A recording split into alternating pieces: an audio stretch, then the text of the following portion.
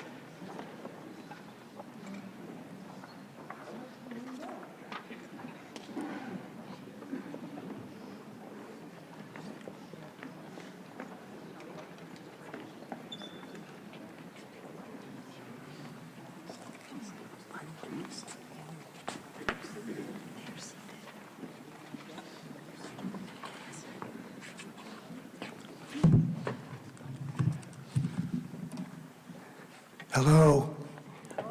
Can you hear me? It is good to see you. We were waiting for a minute to make sure that we had everyone seated, and I get the word that we do. On behalf of the Leach family, I'd like to thank you all for coming to celebrate this remarkable life of Jim Leach.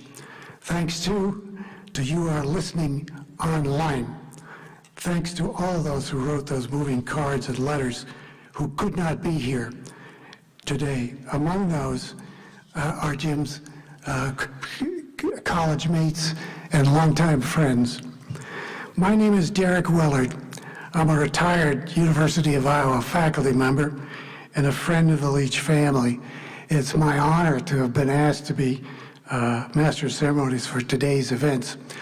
My first responsibility is to introduce Father Chuck Adam, pastor of St. Thomas More Church in Iowa City, formerly of Davenport, Iowa, and a longtime friend of the family, Father Chuck.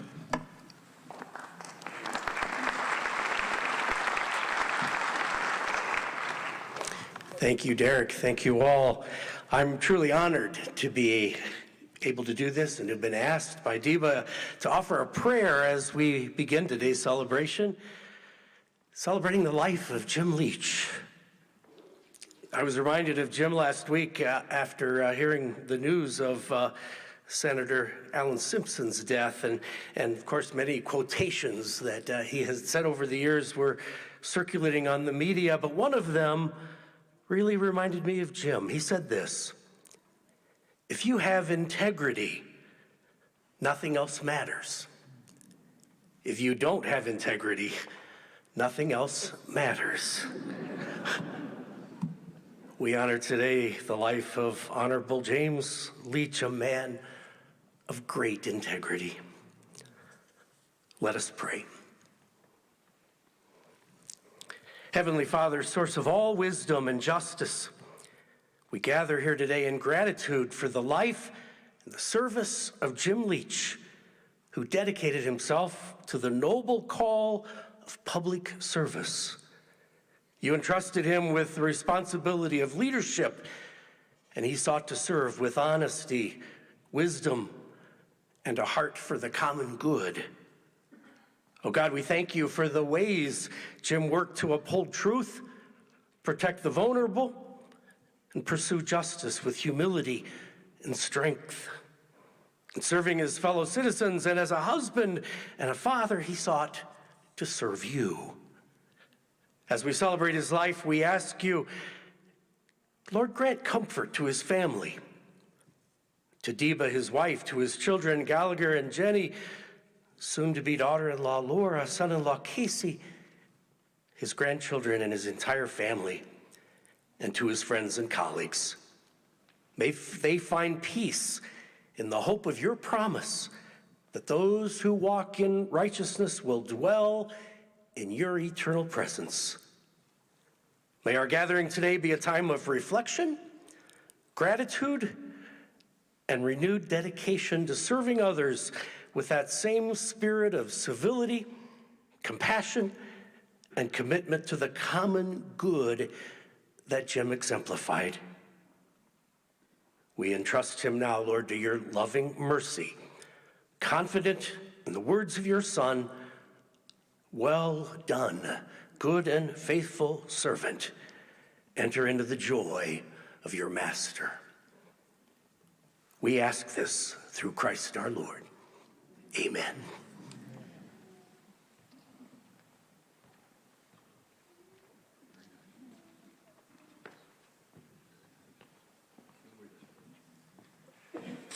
Thank you, Father Chuck.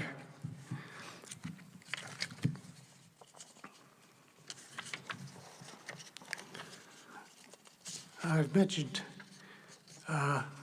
to you that I'm a retired faculty member. I was also a member of the Central Administration for many years, and part of my responsibilities was to represent the University of Iowa to members of Congress and each agency of the federal government.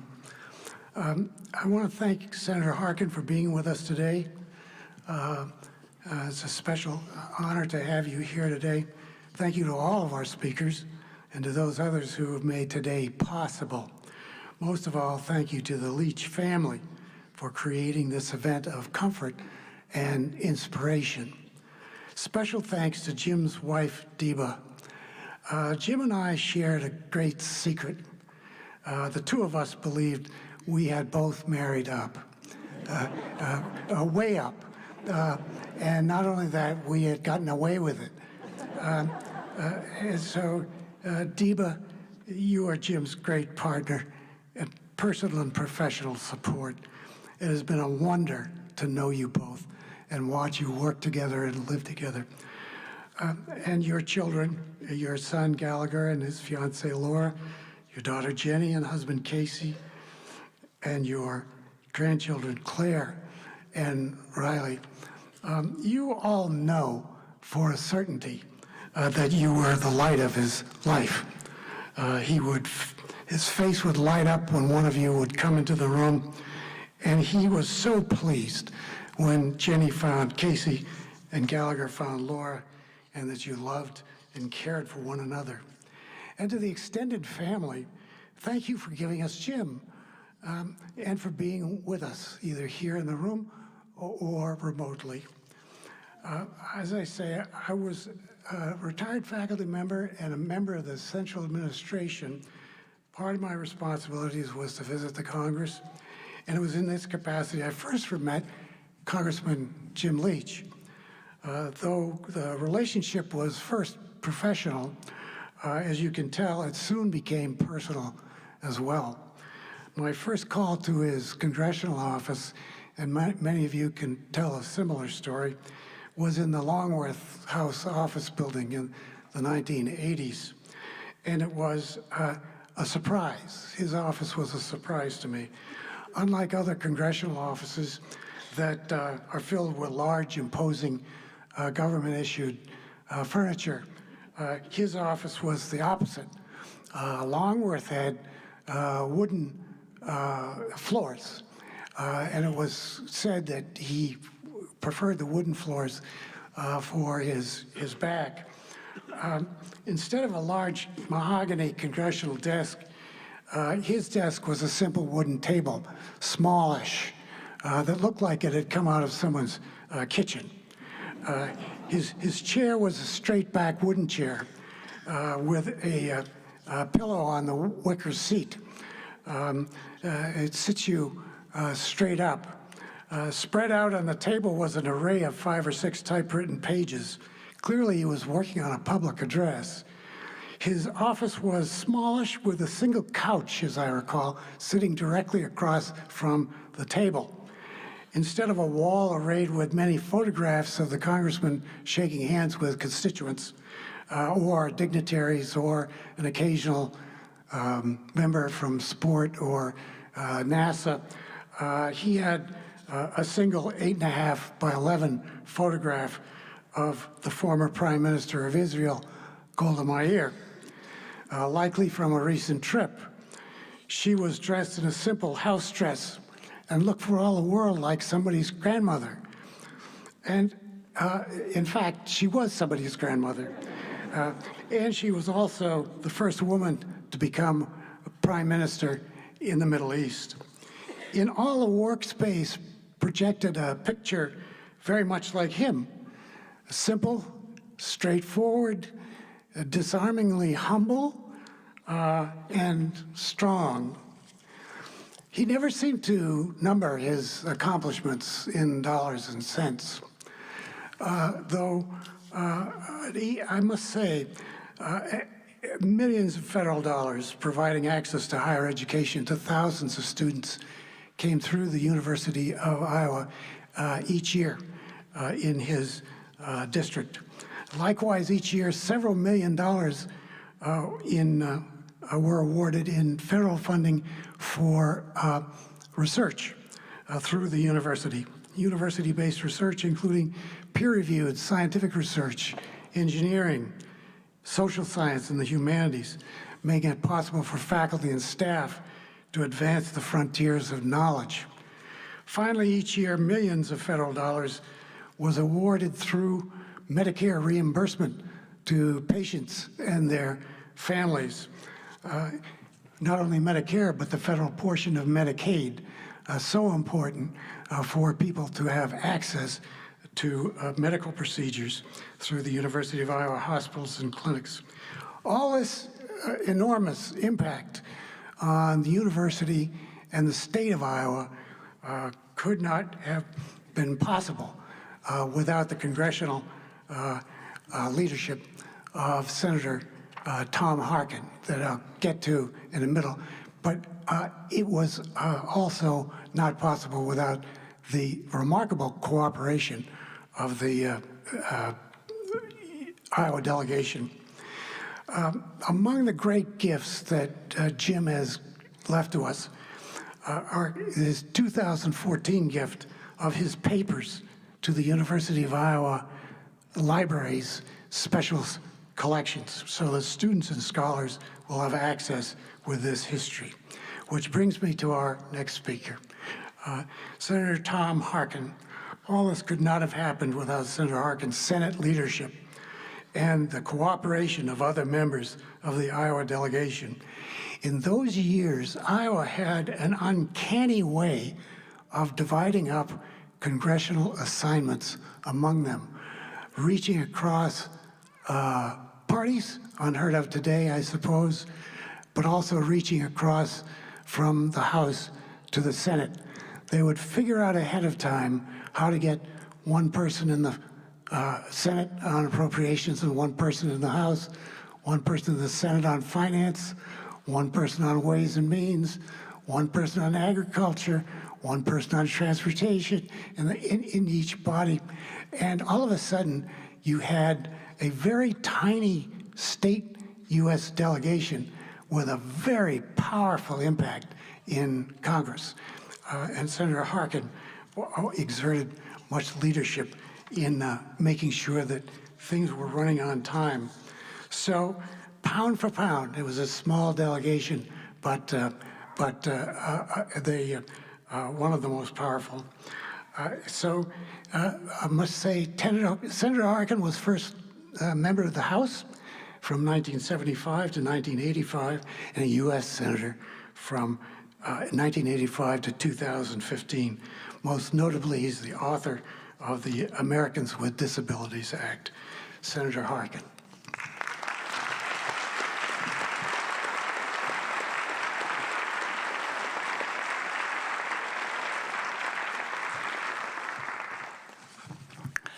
Derek, thank you very much.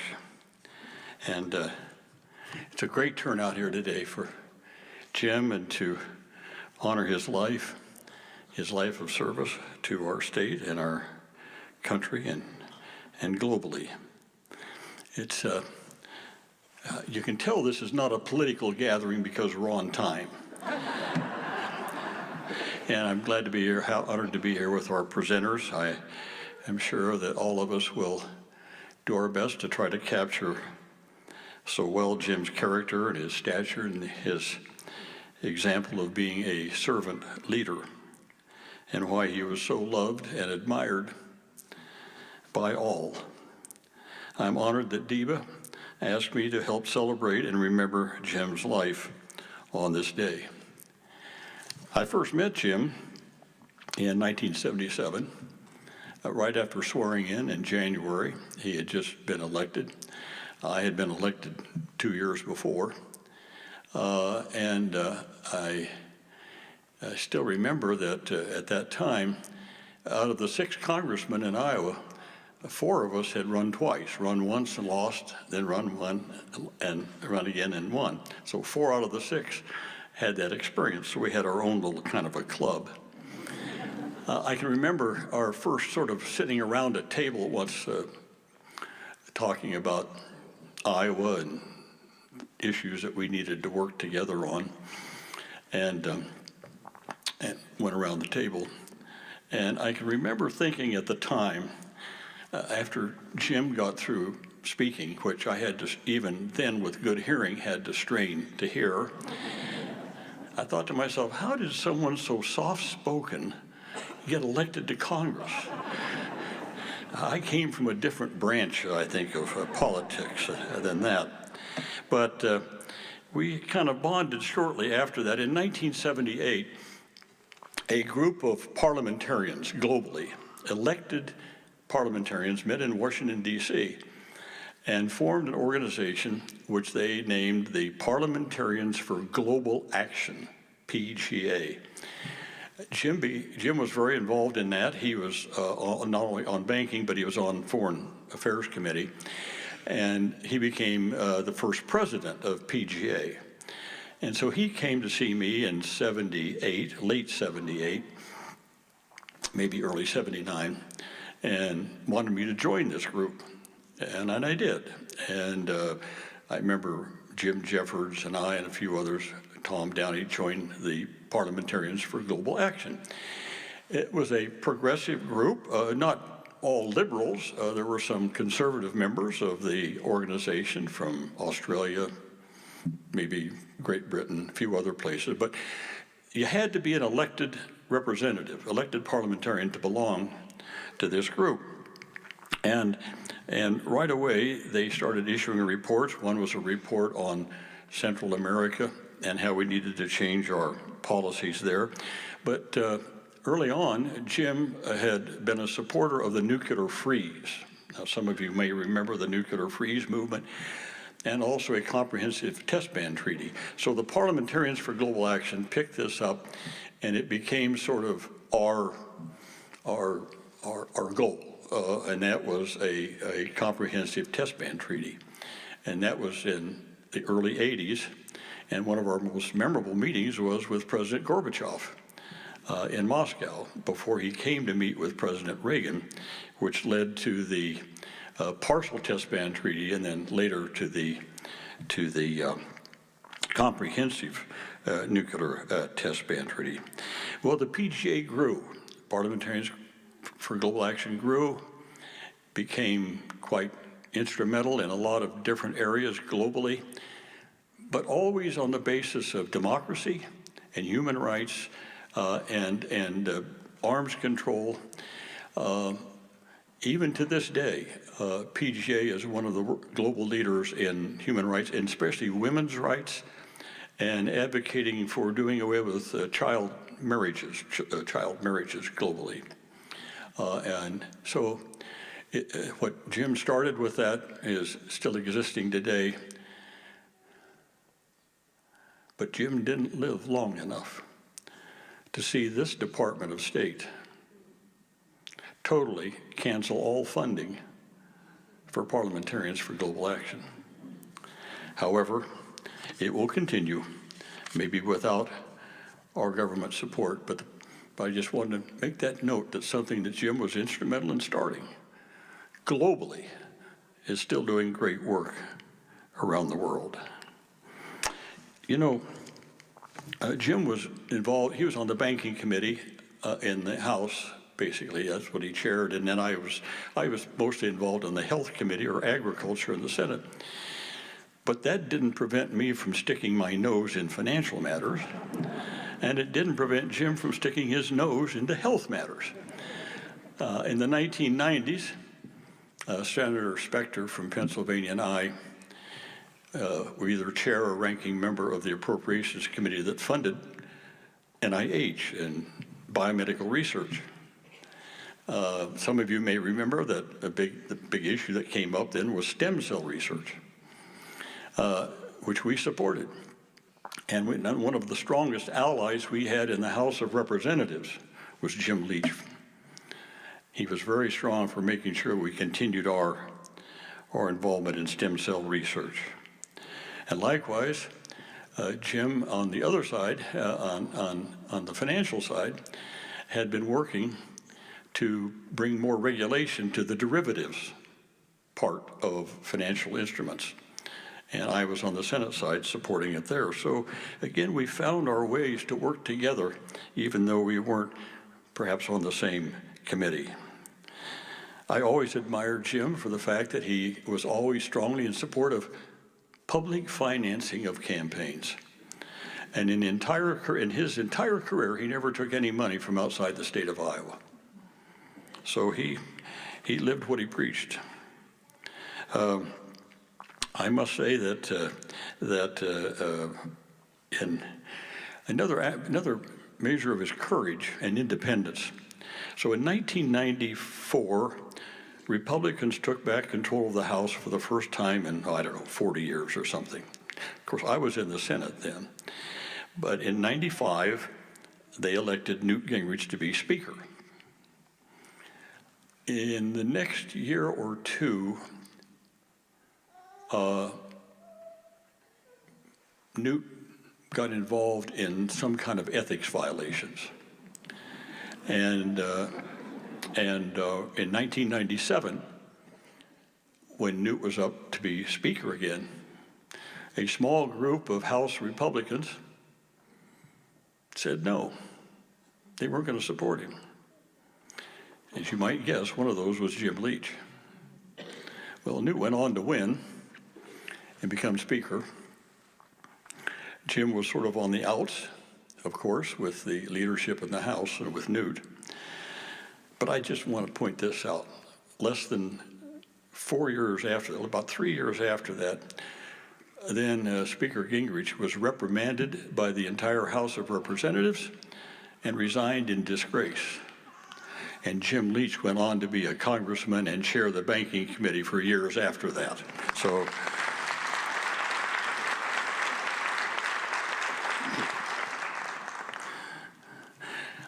I remember in 2006, I wasn't running that year, but I was in Cedar Rapids for something.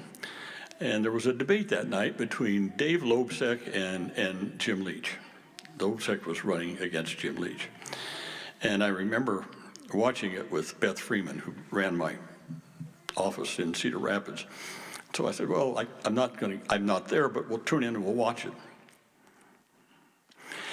To this day, I think that was the most erudite political debate I've ever seen in my lifetime. I thought, wow, this is what political debates ought to be like. It was all issue, no bad references to individuals or anything like that. It was just a wonderful debate. I'll never forget that. That was in 2006. In 2008, I had the privilege of introducing Jim at the Democratic National Convention in Denver, Colorado. And I'm going to read what I said. I said, we Iowans, and imagine this in front of all the Democrats out there. I said, we Iowans have a strong, vibrant, two-party political system. However, we do not genuflect to blind ideology. We value thoughtful discourse rather than slogans and posturing. We hold dear our freedoms. As our state motto declares, our liberties we prize and our rights we will maintain. We are willing to do what's right, not what's easy. And nobody exemplifies the Iowa spirit more than Jim Leach, our thoughtful, respected, longtime former Republican congressman from Iowa. Back in the early 1970s, Jim was a Foreign Service officer in the Nixon administration who served as a delegate to the Geneva Disarmament Conference and the United Nations General Assembly. But when Richard Nixon fired his Attorney General and the independent counsel investigating Watergate in 1973, Jim resigned in protest. 2 years later, he ran for Congress and won. Over the next 30 years, Jim stood for election 14 times. He served 3 decades in the House. He chaired 2 committees. He ran 2 national organizations dedicated to Republican causes. He did all of these things as a strong, proud, influential Republican. At a time when some would have us believe that America is a nation divided by red states and blue states, Jim is here today because he knows that red and blue are not nearly as important as red, white, and blue. Ladies and gentlemen, it is my pleasure to introduce a fellow Iowan, a thoughtful, lifelong Republican, and a proud supporter of Barack Obama as the next president of the United States, Congressman Jim Leach. That was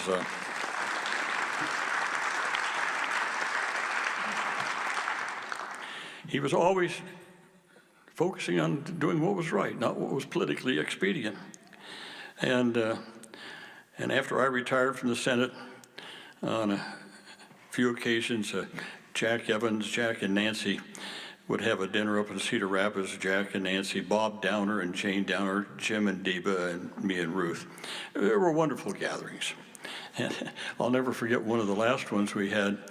We were sitting in Jack's porch before dinner, having a drink, and of course, I always admired Jim's knowledge of financial matters. That's something I didn't know a lot about.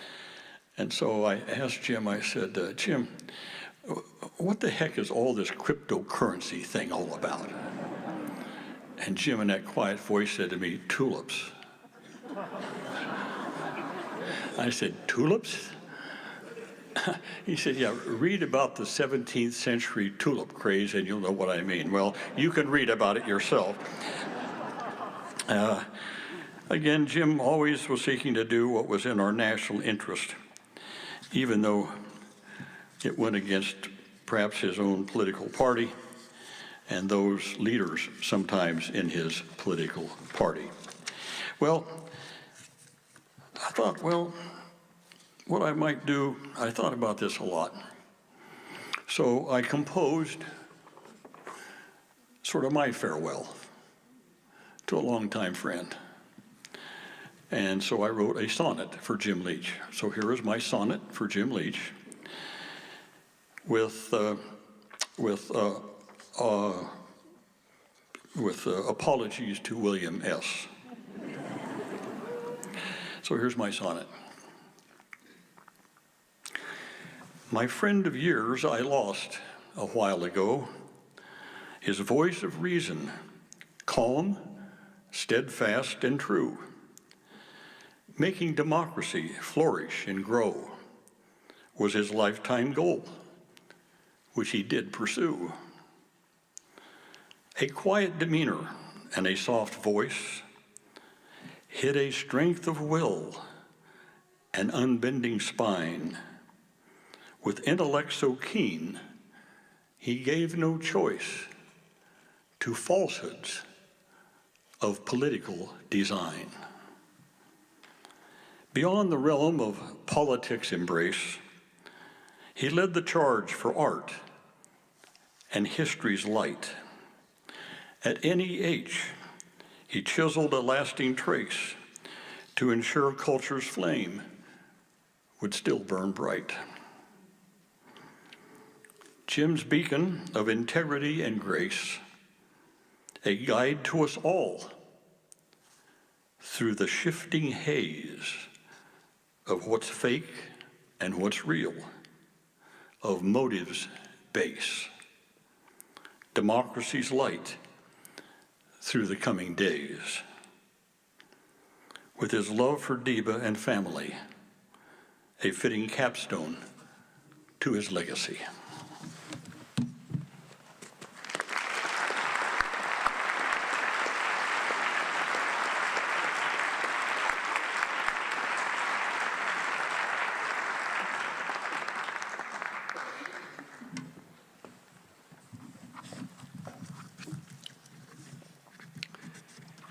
Thank you, Senator Harkin, for that beautiful and rather courageous writing of a sonnet. It was beautiful. Now I'd like to introduce two people. Helen McAllister, Jim's cousin, who knew him from childhood through his years in public K through 12 education and later. Jim was a great believer in public education, and as am I. And the two of us shared that because the two of us had seen our own lives transformed through the process of education, and we're grateful to it. Following her remarks, Ed Winborn, Jim's friend from childhood and fellow wrestler and former mayor of Davenport. So this is going to be Helen and Ed, but Helen first.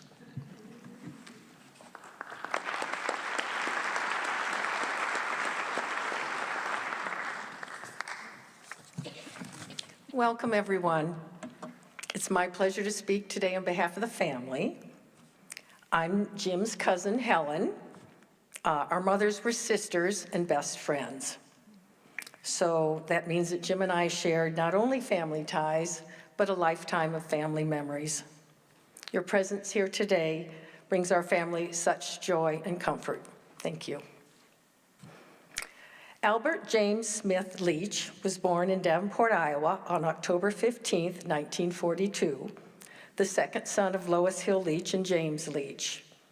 A true Libra, he epitomized the sign of the scales of justice, combined with the attributes of duty, of fairness, a deep sense of responsibility, strong personal magnetism, and voila, our beloved Jim. Jim idolized his brother Bob, 4 years his senior. Typically rambunctious boys, the brothers had a joyful childhood with loads of neighborhood friends. Losing Bob to cancer at an early age was devastating to Jim. Maintaining a close connection to Bob's children, Robert and Leslie, became of prime importance to him.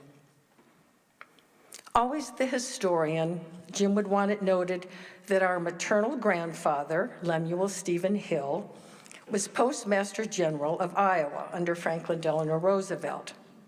So politics was in his genes.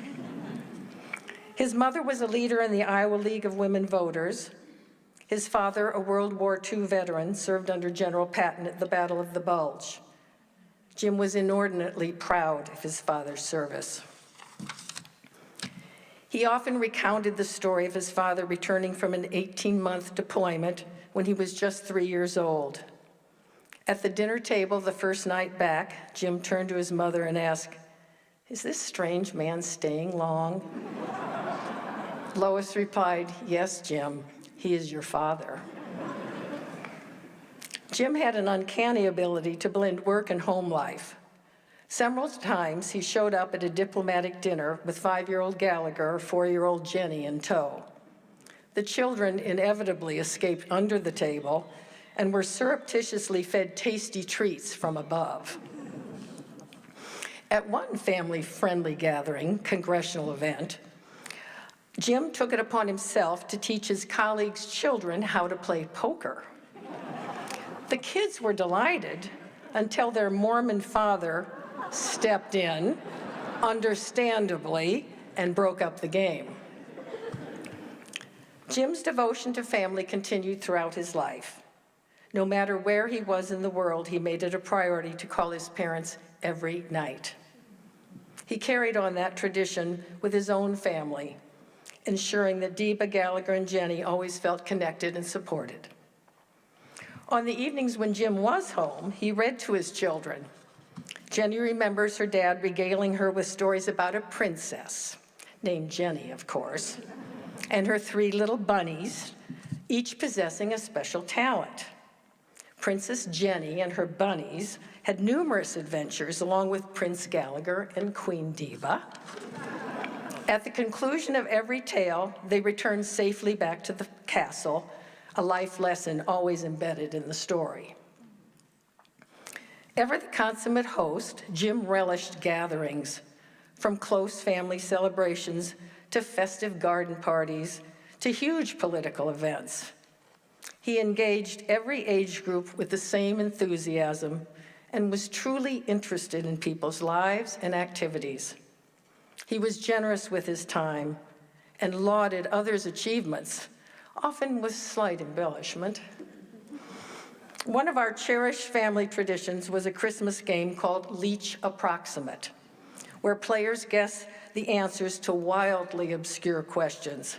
For example, how much cod did Norway produce in 1922? 348,000 metric tons, in case you were wondering. But Jim enjoyed helping the younger participants with hints, and occasionally they even won the coveted dollar.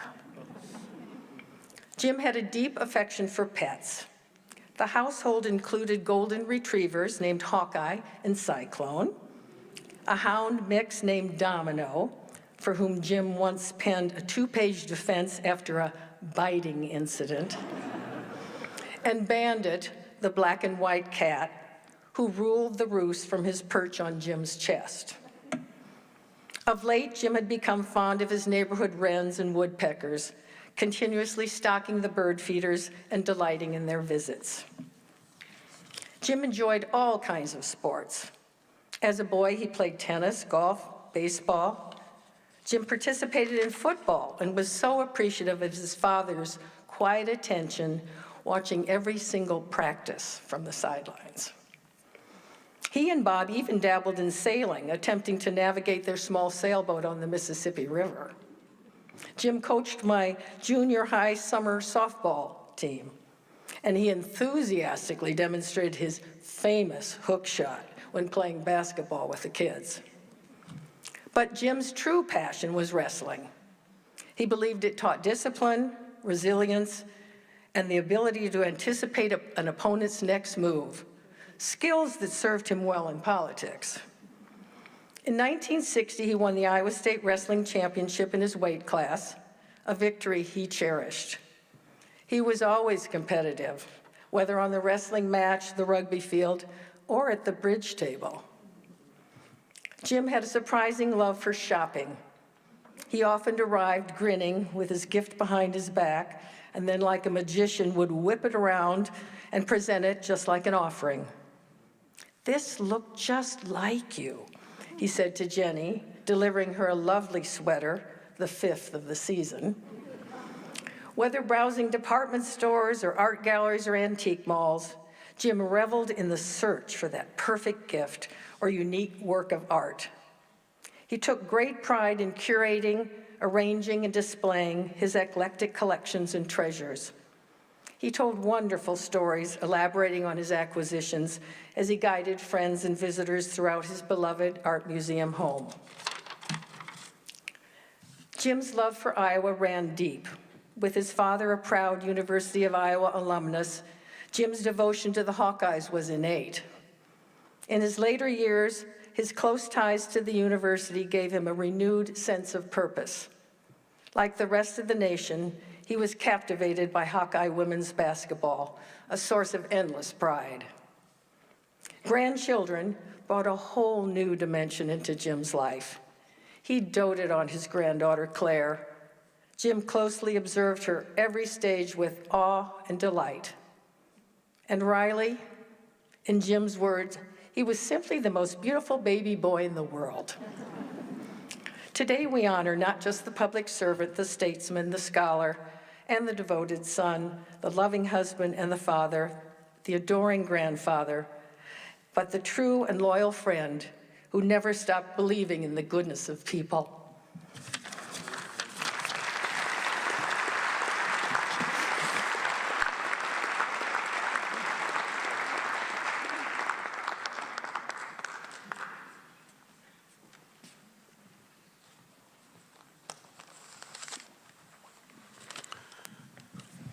Well, thank you, Deba, for inviting me. I really feel that it's a tremendous honor to be here today. Got to get the right page here. So when Deba asked me to speak, she described me as a lifelong friend, and that's really true. I met Jim actually 67 years ago, almost 70 years. And I wanted to say something about friendship first. We need to take care of our friends. You know, we really don't have that many good friends in life. And particularly in today's world, it's so easy to lose track of friends. People move away, circumstances change, and somehow or other we lose contact with people that are really, really close. So take care of your friends. Don't let them go away. And one thing I'd like to say, Deba gave us plenty of time to think about what to say. So I had about 6 weeks to think, and that's a long time. But I came up with one thing that kept coming back to me, and that was Jim was just a good guy. He was a person of character, and that's been said earlier today. But he was honest, he was humble, he was caring, you name it, and that was Jim Leach. And he was that way in high school, and he was that way his whole life. He and I first met when we were sophomores in high school. We both loved sports, and we both played high school football, and we both wrestled and participated. Jim talked me into going out for golf, but I failed. So anyway, we just loved sports, and at that time, Davenport High School was the largest high school in the state, and we did have really good teams. In fact, I hesitate to tell people that I played football because, neither Jim nor I were really big guys, but we did, and we were state champions when we were seniors.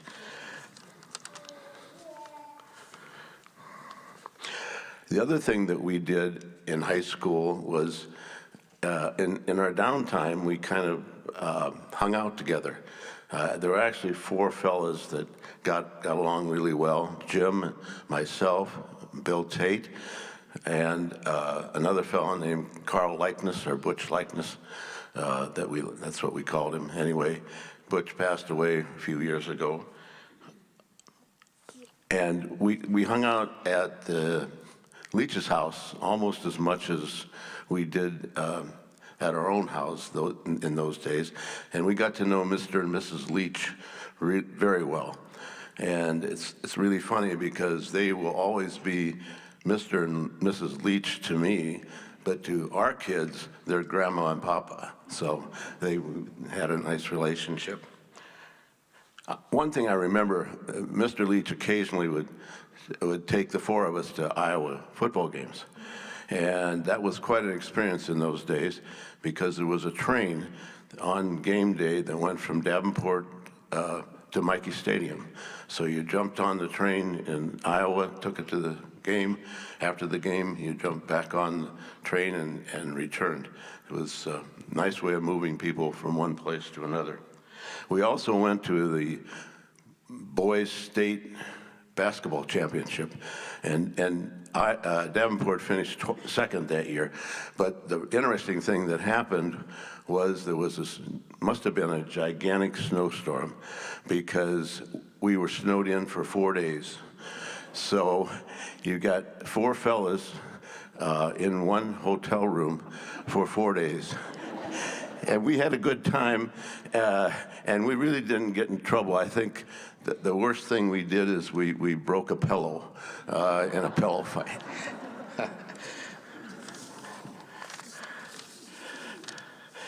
So after high school, Jim went to Princeton.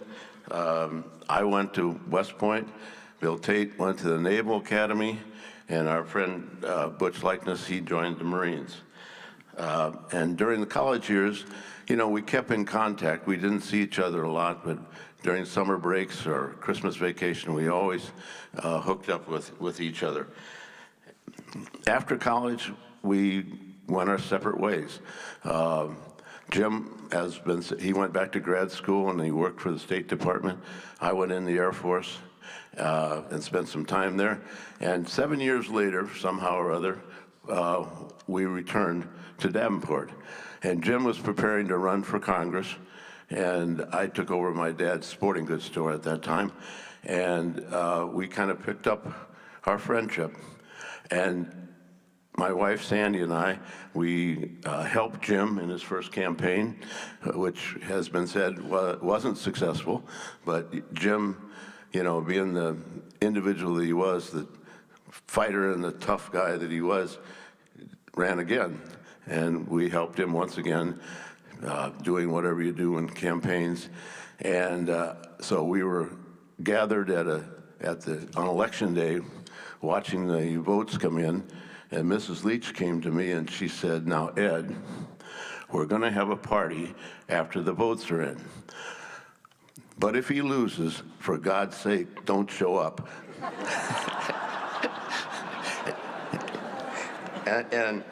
And that's a quote. So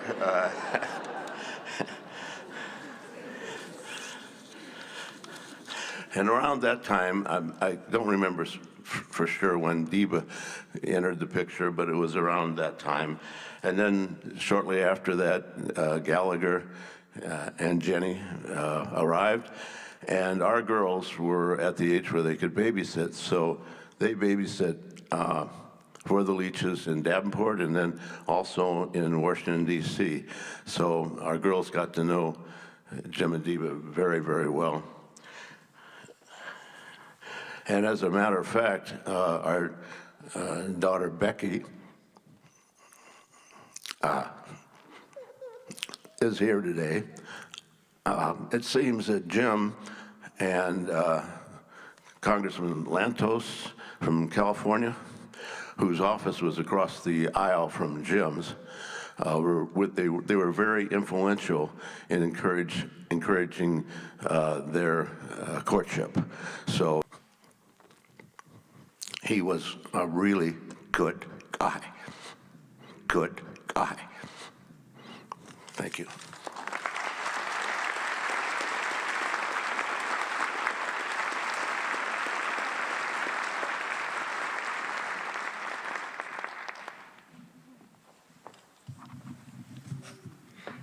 Thank you, Helen and Ed. I'm now pleased to present Greg Werezinski. He's a writer, editor, with a long government service in many different leadership roles.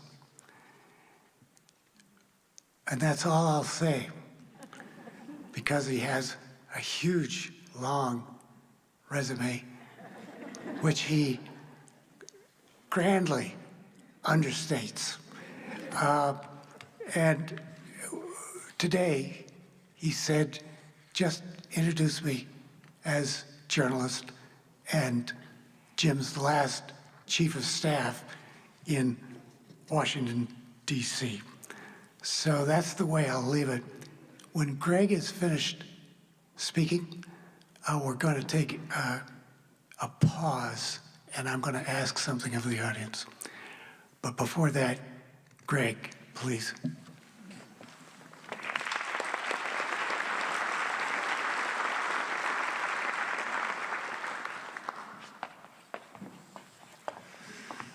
Thank you, Derek. And thank you, Deba, for this opportunity to honor Jim. Jim and I go back to 1974 when he first ran for Congress. The National Republican Committee had convened a mini convention in Chicago that year to prepare for the off-year elections. That was in the wake of the Nixon resignation, and there were very few good candidates willing to run on the Republican side. I was then a reporter covering the Midwest for Time magazine, and I paid a visit to the conference chairman, a jovial Ohio politician named Ray Bliss. Ray, I said to him, don't kid me. It is hard to find really good candidates. Oh no, he said. I'll show you. He then left the room for a minute or two and came back with a blonde, Iowan with energy, brimming with energy and enthusiasm. Jim was practically running in place like a fighter about to engage another in the ring. And Ray said, meet Jim Leach. That was my first acquaintance with Jim. A few months later, Jim had the good taste and good fortune of proposing marriage to a pretty young woman from Omaha, Deba, who happened to be my wife's childhood friend, and onward. And we've stayed friends, and all the four of us have been close friends ever since. As a sort of footnote, when I left the military and was looking for an apartment in New York, I landed in an apartment with three other guys, one of whom was Bob Leach, Jim's late brother. Of course, I didn't know Jim at the time, and I didn't make the family connection until much later, when one day I was sitting in Jim's office in the house, and Bob Leach happened to walk in. And he said, "I know this guy." And Jim, as Derek mentioned, I was Jim's last chief of staff in the House, so I thought I'd say a couple of words about what that was like. Jim was popular and respected among the House colleagues. His warmest friends, like him, naturally were moderates, but moderate Republicans as well as Democrats. He got along with Newt Gingrich when Newt was Speaker, and at the other end of the political spectrum, he was also friendly with Sheila Jackson Lee, the late black congresswoman from Texas. Now, one day, Jim took me to lunch in the members' dining room. While we were waiting for our for our food to arrive, Nancy Pelosi came in the room, and she stopped, and her eyes sort of darted around the room, looking, I suppose, for some contributors. But finding none, she made her way to Jim's table and shared lunch with us. Jim was known in the House for many things, but especially, well, in part for his intellect. A lot of people thought he was the smartest guy in the House. But where Jim really stood out, as others have mentioned, was above all for his probity, his rectitude, and kind of an unyielding sense of right and wrong. He was scrupulous about his independence. Viscerally, he hated to ask anyone for favors. He spoke passionately about the corrosive role of big money in politics, and in his own campaigns, he took no PAC money or out-of-state contributions. I think his idea of a political contribution was $25. When he became chairman of the Financial Services Committee, previously known as the Banking Committee, Jim refused to pressure interest groups for political funds, and his refusal nearly caused him to be stripped of his chairmanship for that. But he did survive. Jim abhorred violence. He fought for the notions that conflicts should be resolved through due process and civil discourse. As I think the Senator Arkin mentioned, he was a supporter of United Nations, the International Court of Justice, and just one of 6 Republicans who voted against the Vietnam War. He coined the phrase, "In America, process is our most important product," and he used it often. He was also an instinctive supporter of human rights. He viewed the Holocaust with revulsion, and he organized a series of hearings exploring the restitution to their legitimate heirs of dormant bank accounts, hidden insurance policies, and works of art seized by the Nazis that had belonged to Holocaust victims. This was a subject that had been ignored for decades after the end of the war. The hearing didn't get a whole lot of press attention, but they paved the way to historic accords with Swiss banks, foreign insurance companies, and art museums. Jim was among the first in Congress to push for HIV aid in Africa. He formed a friendship with the Irish singer Bono to win public support for the issue. He championed democracy activists in Taiwan and Korea, and chaired a joint House committee monitoring human rights in China. In the office, Jim was a gentle, indulgent, hands-off boss. The staff loved him. There was no turnover.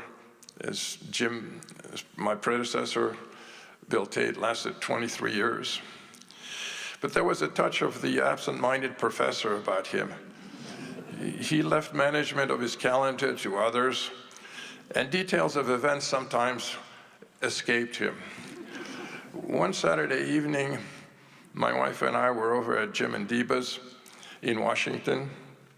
We were all lounging on fat pillows on the floor, starting to watch a movie. The doorbell rang. We thought it was a pizza delivery guy. It wasn't a pizza guy. It was a distinguished gentleman and his wife, all dressed up in Washington dinner party finery. Halldór Ásgrímsson, the gentleman said, thrusting out his hand with a smile. He was the president of Iceland.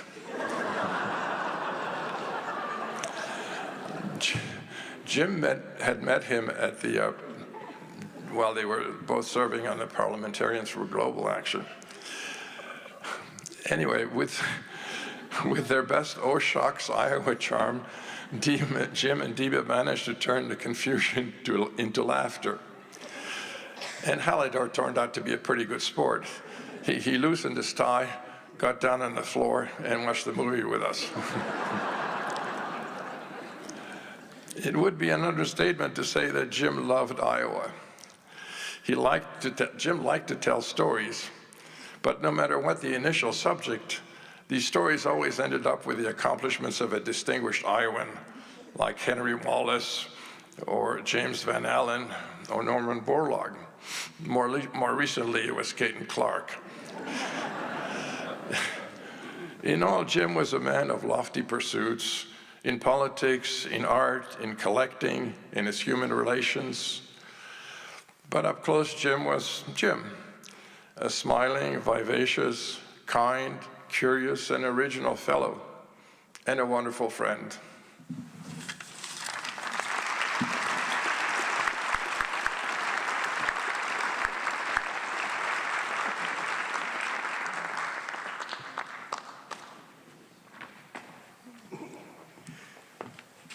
Thank you, Greg. As I promised, we need to have a brief pause in which I'm going to ask members of Jim's congressional staff to stand up and be recognized.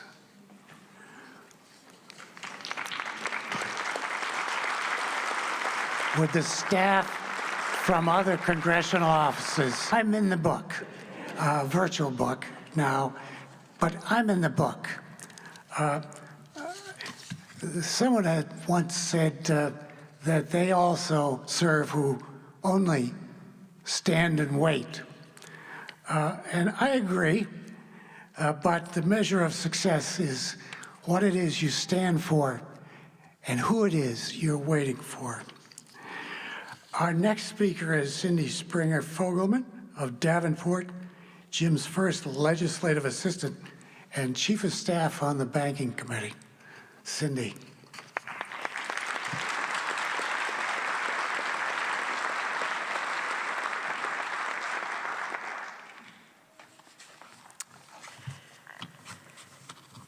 Our beloved Deba, Gallagher and Jenny, and family, my staff colleagues who all just stood, and other friends and guests here today. When I heard of Jim's passing, all I could think was, a light has gone out. Looking back, I asked myself, did I say thank you enough to Jim for giving me a chance to work for him, for modeling what is the best a public servant can be, and modeling fearlessness in doing the right thing regardless of party, for letting me return to his staff twice after excursions to business or other government jobs, and for forgiving me when I made some big errors and mistakes.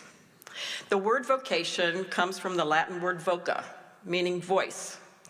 It is the voice within us that calls us to the work we are meant to do in this life. From 8th grade on, I knew my voca to work in government to make the world a better place. Working for Jim over 15 years, starting first in 1977 with John Butler. I was just 25, but I got, over the following years, a chance to follow my voca, my passion, my dream. Jim's significant accomplishments in Congress are well documented for history. We know what Jim did. But who is Jim? And as these folks have demonstrated, what a giant of character and integrity. What was he like as a boss? In a book that Sally Neri and Ken Ruberg and Gary Reed published before Jim died, staff paid tribute to the qualities that show us who Jim was. Jim's willingness to listen, to examine both sides of an issue, to pursue moderation, to do the right thing regardless of consequence, and to correct us when necessary. The book was such a timely gift to Jim, and as it turns out, a gift to all of his staff as well. Thank you, guys. For me, working for Jim was like taking different classes. As Greg mentioned, you know, there was what we called Nazi gold issue, restoring art and bank account stuff, all back to victims of the Holocaust. The UN and international law, the multilateral framework that was established post-World War II. There was the Equal Rights Amendment, still unratified. Human rights, universal human rights. The HIV/AIDS crisis in Africa, which he successfully maneuvered to come to the Banking Committee rather than Foreign Affairs Committee by using the World Bank, one of the international financial institutions. He came at the issues with an impressive bank of knowledge and experience. And when he committed to an issue, he was relentless and did not easily take no for an answer. He bucked his party, opposing, for example, Reagan's withdrawal from UNESCO, arguing it's better to stay and fight for U.S. values, and rebutting Ambassador Kirkpatrick's thesis that the U.S. should treat human rights under totalitarian and authoritarian regimes differently, and of course, standing up to Bush on the Iraq War. To prepare for hearings or for the floor, he would often dictate very specific language with, as a Senator, erudite references to Hannah Arendt and to the Peloponnesian Wars. I learned to write fast. He didn't shy from correcting staff when we came back to him on a policy issue with the wrong answer, and he sent us off to do more research. But he could also be generous with praise, like writing a note from the dais on how pleased he was with the hearing. But my deepest indebtedness to Jim Leach harkens back to the late 70s when the US was normalizing relations with China. I got a letter from my father asking if Jim might meet with a Presbyterian pastor traveling to the US. My dad was a missionary in Taiwan. That was my childhood home for 12 years. And the Presbyterian Church on the island was deeply connected to the vast majority of disenfranchised native Taiwanese. Jim already had a keen understanding of the issues facing Taiwan and China, and he graciously agreed to meet with the pastor. If the US was no longer recognizing the so-called Chinese government in Taipei, why should the Taiwanese, having lived under martial law for decades, do so? What was the basis for its legitimacy? Jim became one of the leading advocates in Congress for democracy and human rights in Taiwan, with Fulton Armstrong as his expert staff. Today, martial law is gone. Taiwan is a flourishing democracy. When Jim died, Taiwan's President Lai praised Jim, saying that his, quote, tireless defense of democracy and human rights raised a beacon of hope for Taiwan and the world, end quote. As I close, we as Jim's staff must remember who we are. We were privileged to work with a courageous and fearless leader. Now in our time, we may be called on to follow his example and be fearless too. Let's be like Jim.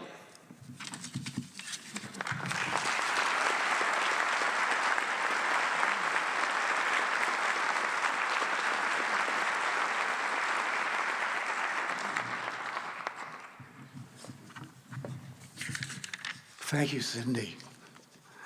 I'm very pleased to present our next speaker, Jack Evans, Chairman of the Hall Perrine Foundation, former member of the Board of Regents, State of Iowa, and Jim's longtime friend. Jack.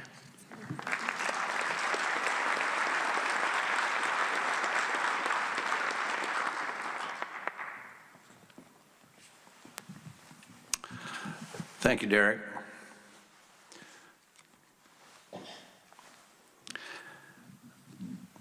How do you pay tribute to a Renaissance man? Deba, I think you did an excellent job by gathering this group to attempt appropriate tributes. Jim was the gold standard of public service. He was not self-centered. If you will, he was the opposite. He was others-centered.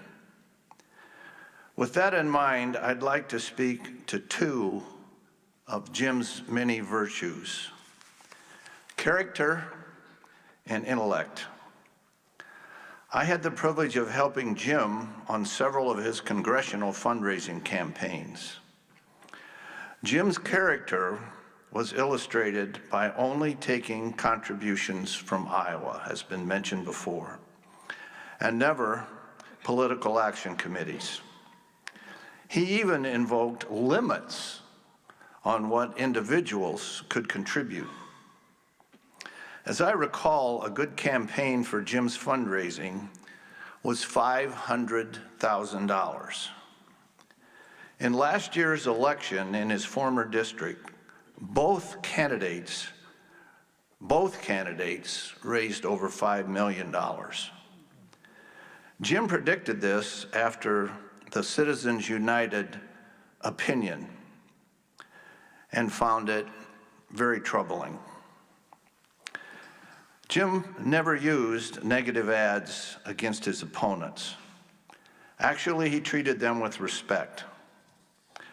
My point is, in Jim's campaigns, he always displayed unbridled character and civility. The second virtue I'd like to talk about is intelligence. His speeches were letter perfect and scholarly. This was also on display during his question and answer sessions. My observations at his fundraising events were large audiences leaning toward Jim, due to that soft-spoken senator, leaning forward to him, not wanting to miss a word. I asked him once how he prepared. He took his blue felt-tip pen, pointed at me, and said, "I write the talk on a legal pad." I'm following his lead. I give the talk, and then I write it, and then I type it up. John Colshaw, University of Iowa librarian, told me recently, Jim's papers left to the University of Iowa are literally a treasure trove. I must share with you one of my favorite stories about Jim took place in early 2001. I had the privilege of serving on the board of directors of the Federal Reserve Bank of Chicago and chairing their audit committee. There are 12 regional Federal Reserve banks in the country, and they all have audit committee chairs. Every year, this group meets for a day in Washington, D.C., and discusses issues to be addressed in the upcoming year, as well as other audit-related topics. At the conclusion of the meeting, we adjourned to the Federal Reserve dining room. Prior to dinner that night, I slipped into the restroom. As I was washing my hands, a gentleman came up to me to wash his hands. And I turned, and it was Chairman Alan Greenspan. That's a bit of a start. He said, "Young man, did we work you hard today?" I said, "Yes, Mr. Chairman, you did." And now, it was up to me to make a comment. My mind raced. This fellow is chairman of the United States Federal Reserve System, established in 1913, and has worked for 8 different presidents. What do you say? Finally, I said, "Mr. Chairman, I bring you greetings from our congressman." He asked, "Who was that?" And I said, "Jim Leach." Immediately, he responded, and I quote, "Brightest guy on Capitol Hill." Brightest guy on Capitol Hill. I nodded in agreement, and we went to dinner. Those of us that knew Jim well would also agree the chairman was correct. He was usually the brightest guy in the room.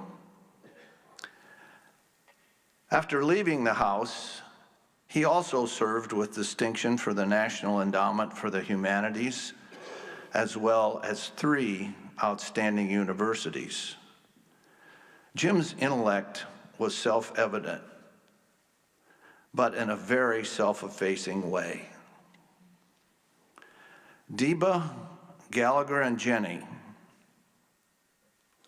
it is true that death ends a life, but it doesn't have to end a relationship.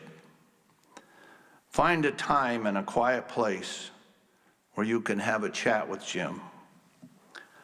I know I will, and it helps keep his message and save advice fresh in your mind.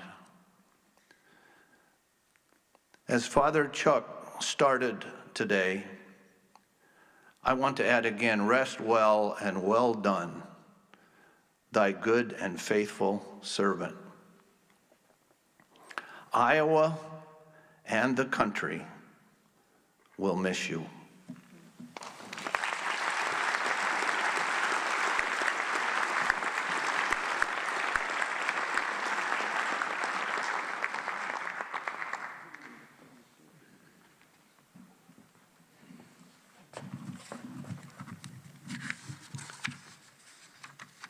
Thank you, Jack. Those moving, thoughtful words. I'm extremely grateful to present our next speaker, David Bluter, Jim's longtime friend and fellow art and sport enthusiast, who with great courage and humanity visited and walked with Jim as his health began to deteriorate.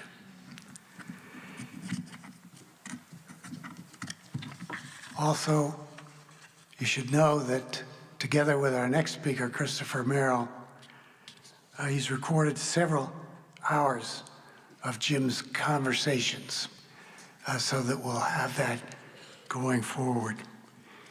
David.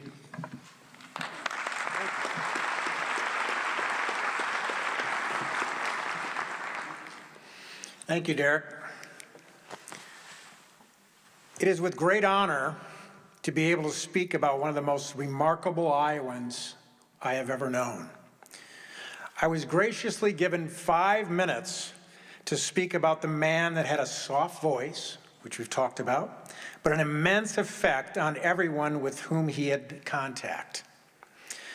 But anyone who has ever been in contact with Congressman Leach understands that it's virtually impossible to have a 5-minute conversation. There was always so much that he had to say, and who in their right mind would ever try to break up that conversation? But I will try to do my best to do it on time. The degrees, the achievements, the awards, the decorations, education, honorariums, committee chairs in the United States Congress are endless. But I would like to chat about his true loves and his friendship. The two of us had a love for 3 areas: politics, sports, and art. Jim and I would go on long walks together, and we would talk about what was happening with the Iowa women's basketball team, something that he truly admired. And the time we had together watching Iowa football in the Iowa women's basketball suite, as he calculated a way of how he could help change the name of the stadium's field in honor of legacy Fred Duke Slater, the first All-American black football player in Iowa history, who later became a judge in Chicago. Just one more Leach moment. Jim would love to reminisce about his time in Davenport Central, which we've heard today, playing football in his championship season on the wrestling mat. He would slide into a historical moments in the U.S. political landscape. We would confer and converse about artists, museums, and talk how we were going to convince our wives to buy the next piece of artwork. It never ended, right, Deba? Jim and Deba started collecting art in small galleries and then moved on to auctions, with Jim researching the artist's biography and their place in art history. And to celebrate their anniversary, Jim and Deba took to the road, aggressively trying to visit 40 museums, but at least making it to 20.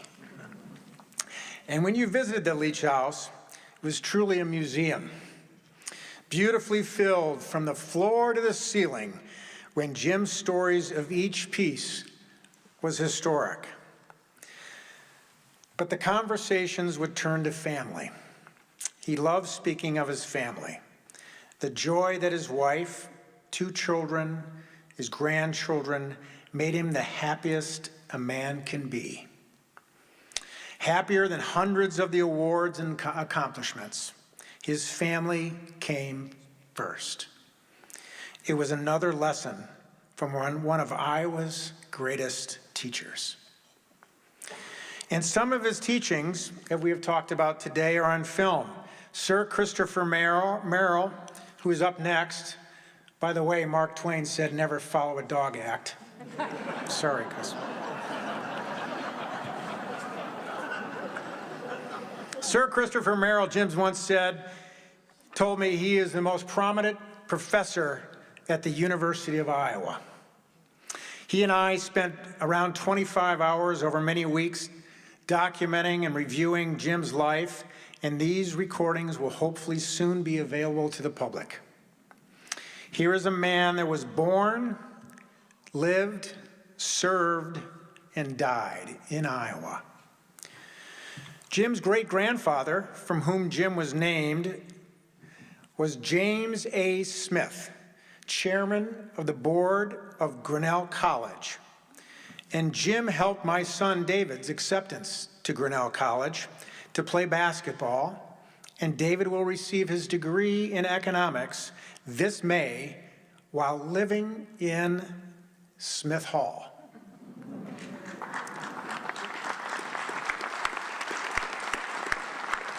Much more I would like to say, but the last piece that I've loved about Jim is that when we leave one another or ended a phone call, Jim would typically end our time together with one word: peace. That's what he would leave me after our precious time together. It's what Jim would definitely leave to the world now: peace.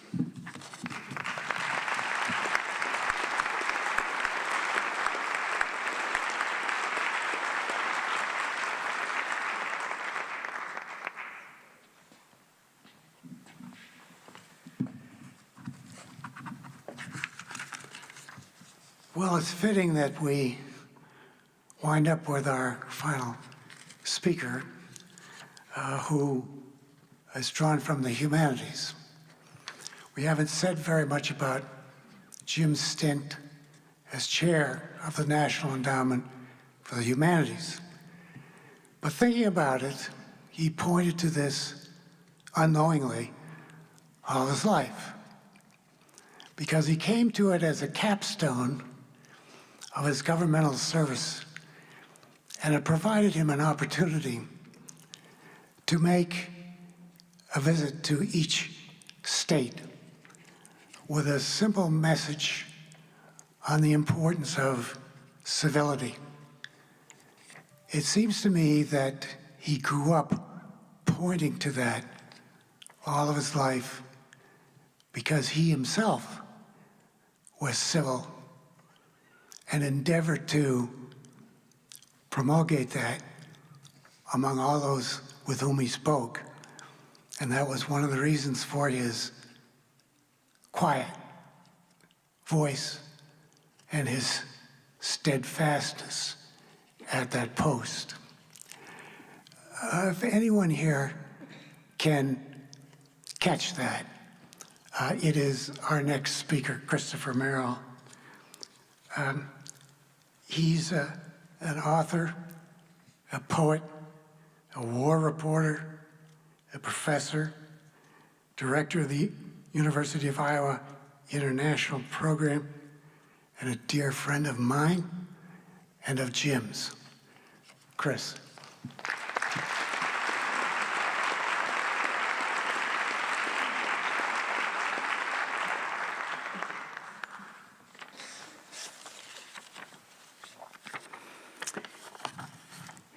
Diba, thank you so much for making me be a part of this extraordinary celebration this afternoon. Not long after I arrived in Iowa City in 2000 to direct the International Writing Program, David Skorton invited me to a meeting of his kitchen cabinet, and there I was introduced to Derek Willard, who said he welcomed my appointment and looked forward to discussing my legislative agenda.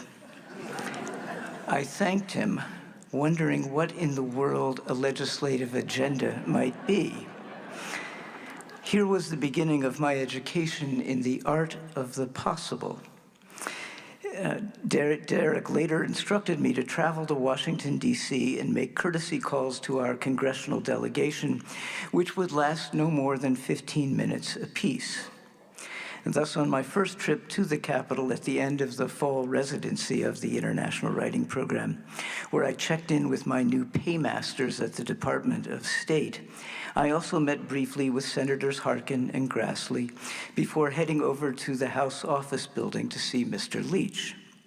Unlike the large, austere Senate chambers, his office, which Derek beautifully described, was an intimate space illuminated by paintings and prints, the majority of them by Iowa artists, including Mauricio Lazansky's print of Abraham Lincoln. I felt instantly at home, and when I left 2 hours later, my head spinning with ideas about the world of foreign affairs, I realized that Derek had bestowed upon me a great gift, the chance to forge what would become a critically important friendship with Jim. I learned so very much from him, for he was not only the smartest and most honorable member of Congress, and then a gifted chair of the National Endowment for the Humanities and professor here at the university, but also a truly decent man who for nearly a quarter of a century tutored me about, well, everything under the sun. His lessons usually took the form of stories. Here's one of my favorites. When at the end of the fall residency, I would bring my cohort of international writers to Washington for their debriefing at the State Department, he liked to take them onto the floor of the House to tell them about his preparations for his first meeting with Yasser Arafat, how he memorized a short poem in English translation by Mahmoud Darwish, the unofficial Palestinian poet laureate who helped to draft the Palestinian Constitution, and he recited it to the PLO leader, who in Jim's view seemed unimpressed. That's because he had no taste in poetry, the visiting Palestinian poet Hassan Zaghtan remarked, which prompted Jim to observe that the best people were not to be found in politics, but in the arts and humanities, business and academia. The writers treasured their time with him. How often in the months since Jim's passing have I longed for his wisdom to help me navigate our complicated political circumstances. His knowledge of Asia was deep and authentic, and I was grateful to accompany him to the University of Nanjing for a Sino-US Arts and Humanities Forum, where I would meet with some of our more illustrious alumni, including the Nobel laureate in literature, Mo Yan. At dinner on the first night of our stay in China, Jim called me over to his table to meet a Chinese artist. Jim commissioned me, in his congenial way of suggesting that I might find it interesting, to write a poem to accompany a pair of portraits the artist would make of his wife, who was a dancer, and my wife, who is a violinist. At his suggestion, I produced a photograph of Lisa holding her violin, wondering how in the world I would write a poem in order before the end of the forum, which was packed with lectures, plenary sessions, and visits to cultural sites. Here's what I wrote. Lines in Nanjing. The sleepless runner searches for an avenue lined with French parasols and finds instead a dancer stretching her arms around the statue of a lion guarding the sacred way to the Ming tombs. Old men chant in the temple, women on Plum Blossom Hill perform their calisthenics, and a crowd has gathered at the gate of the revolutionaries' mausoleum. A bell rings on a junk setting sail from the harbor for the last time. The dancer's hands inscribe in the air a gesture that the runner cannot recognize, nor will he translate what he thought he heard her say. I will not leave your dream if you will stay in mine. Horse, unicorn, and elephant, lions and camels, cohorts of board officials and the generals who serve the emperor in the next life.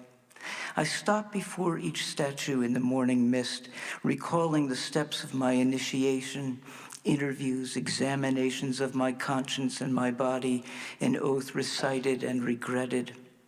A bicyclist in a green poncho pedals past, intoning Om. What did the strolling violinist play that evening for the young couple quarreling in the cafe? A folk song improvised upon a Chinese proverb. There is no feast under the sun which does not end. Alas, our feast with Jim ended on December 11th, 2024. Hence, he was spared the knowledge of all the ways in which his pleas for more civility in public life and lifelong practice of statesmanship have been cast to the winds. What we celebrate here today is the life of a man who was not afraid to question decisions and policies that did not promote what Lincoln called a more perfect union. When I met with Derek a few weeks ago to discuss this celebration, he suggested that Diba hoped I might write a poem for the occasion. How could I say no? And yet I feared this was a bridge too far, until I remembered watching him hang with extraordinary care a series of prints in his office in the house on Lexington Avenue that he and Diba rented when they first came back to Iowa City. And I'll close with these lines for the Honorable James A. Leach. To hang a print or painting properly on a wall cleared, say, of a set of etchings the owners of this rented house preferred to store in their garage, you must begin by measuring the space available for spackling over all the holes, the size of the works themselves, and the limits of your patience. Take into account what else defines the room: your desk, the window opening onto an oak tree leafing out in spring, the tasks that you will set yourself in what remains of your time here below. Now find the bubble in the level to true the prints from the portfolio of lithographs and silk screens that experiments in art and technology assembled for a museum in Stockholm. Recite the artists' names: Louise Nevelson, Larry Rivers, Donald Judd, Roy Lichtenstein, Jim Dine, and Andy Warhol, until this frame of reference is complete. And when that work is done, you might consider what questions may arise as you contemplate the ways in which the world you love has changed, is changing, and awaits your imprimatur. Thank you, Jim.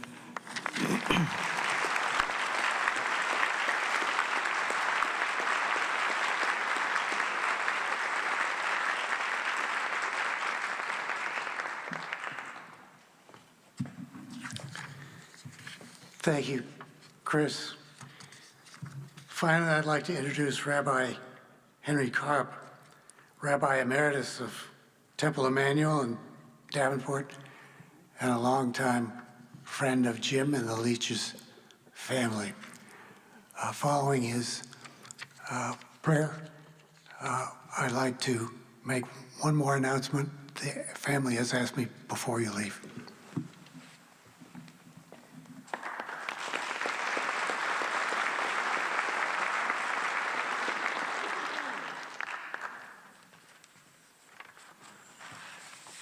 Thank you, Deba, for inviting me to follow all these magnificent speakers.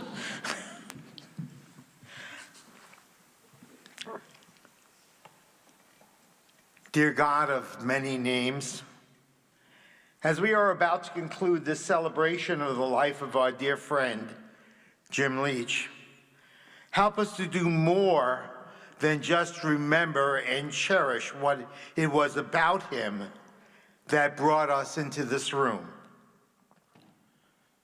We are here because we cared about Jim, because he meant something special to us. Perhaps it was his friendly demeanor. Perhaps it was the way he made us feel so good whenever we were in his company. Perhaps it was his compassion and his respect for everyone. Perhaps it was his integrity. Perhaps it was his patriotism and his devotion to serving our nation, or more to the point, serving the American people. Perhaps it was his strength of character and his determination to always follow his conscience. Whatever it was, help us, oh God, to understand that it is not enough to merely remember and cherish. Help us to integrate into our own lives many of the outstanding qualities we deeply appreciated in Jim. And by so doing, keep alive his legacy.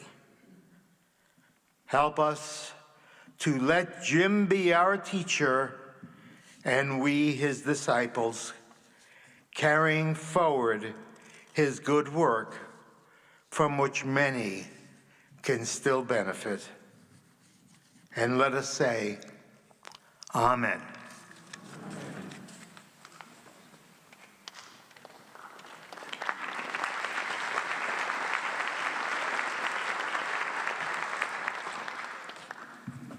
Now, the family, in a Leach tradition, put all this event together and then disappeared, as though no one did this, that this just appeared. So I thank you for doing this and giving us all an opportunity to celebrate. They wish as a final request for you all, invite you upstairs for refreshment and conversation. But I am told, before we go, these final words from Jim himself appear to send us out into the world. So if we could have those words.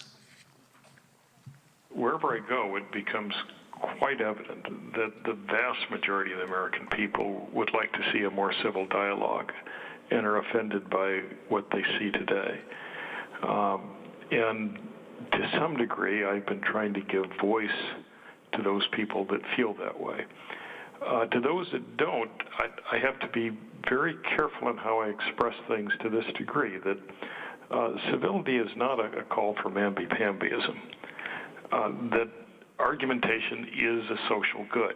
In fact, without argumentation, there's going to be a tendency to dogmatism, and in the political realm, potentially even tyranny. So you want to have good, vigorous arguments. But to have a good argument, you've got to be willing to listen to the other side, and that is what is lacking today in some elements of American politics, but not in the American people. I mean, whether it be discussions at the dinner table, whether it be in community, most Americans instinctively recognize that they don't know everything. Awesomely bright people have made great mistakes. And that one of the aspects of human nature is that everybody makes mistakes, but sometimes those mistakes are individual, sometimes they can be collective, sometimes they can affect a whole country, and sometimes the entire world.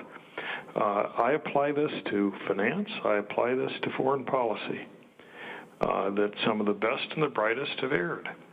And it's worthy of a country to think these things through and to draw lessons. And some of those lessons relate to how we respond to mistakes that have been made. Some of them relate to